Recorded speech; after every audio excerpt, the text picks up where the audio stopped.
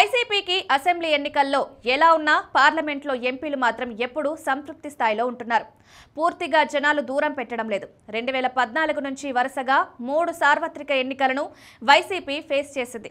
2014లో చూస్తే ఏపీ, తెలంగాణ కలిపి జరిగాయి.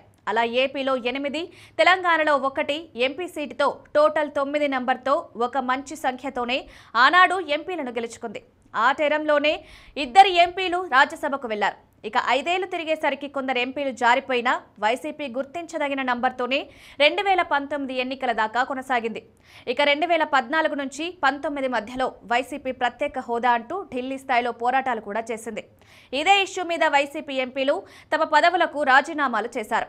ఆమరణ దీక్షలు కూడా ఢిల్లీలో చేశారు. ఆనాడు మేకపాటి రాజమోహన్ రెడ్డి, విజయసాయిరెడ్డి వంటి వారు వైసీపీకి ఢిల్లీ వేదికగా సారథ్యం వహించారు. దాంతో జాతీయ స్థాయిలో వైసీపీ మాట గట్టిగానే వినిపించేది.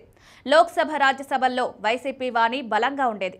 ఒక విధంగా 2019లో వైసీపీ అధికారంలోకి రావడానికి ఢిల్లీ వ్యూహాలు బాగా పనికి వచ్చాయి అన్న విశ్లేషణలు ఉన్నాయి. ఇక 2019లో వైసీపీ 151 అసెంబ్లీ సీట్లు, 22 ఎంపీ సీట్లను గెలుచుకుంది. ల్యాండ్ స్లైడ్ విక్టరీని నమోదు చేసింది. అయితే పవర్లోకి వచ్చాక ఈ 5 ఏళ్లలో ఢిల్లీ స్థాయిలో ఎన్నో మార్పులు చోటు చేసుకున్నాయి. గెలిచిన తొలి ఏడాదిలోనే RRRగా పేరు తెచ్చుకున్న రఘురామ వైసీపీకి దూరం జరిగారు.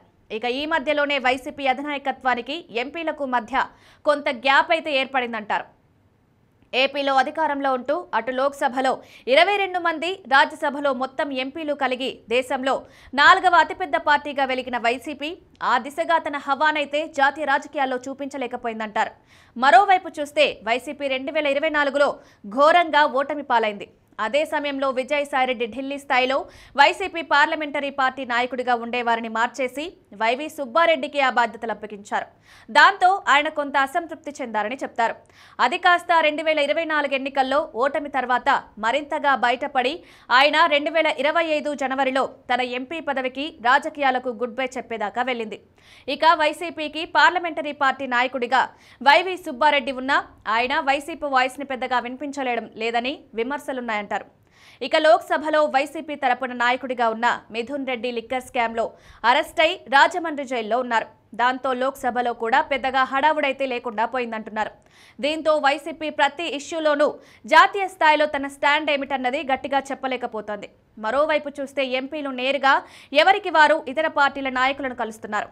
అలా ఇటీవల కాంగ్రెస్ జాతీయ అధ్యక్షుడు ఖర్గేని వైసీపీకి చెందిన ఒక ఎంపీ కలిసి వచ్చారని చెప్తున్నారు.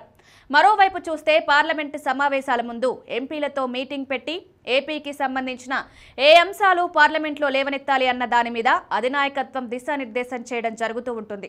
గత కొంతకాలంగా అది కూడా జరగడం లేదంటున్నారు.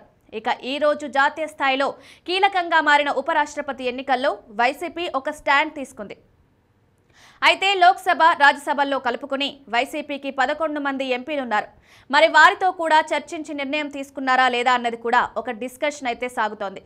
వైవి సుబ్బారెడ్డి అయితే ఢిల్లీ స్థాయిలో వైసీపీ తరపున గట్టిగా సౌండ్ వినిపించలేకపోతున్నారని అంటున్నారు. 2014 నుంచి 19 దాకా వైసీపీ ప్రతిపక్షంలో ఉన్నప్పుడు ఢిల్లీ స్థాయిలో వైసీపీ పార్లమెంటరీ పార్టీ నిర్వహించిన పాత్రను ఇప్పటి పరిస్థితులతో పోలుస్తూ విశ్లేషణలు చేస్తున్న వారు కూడా ఉన్నారంటున్నారు.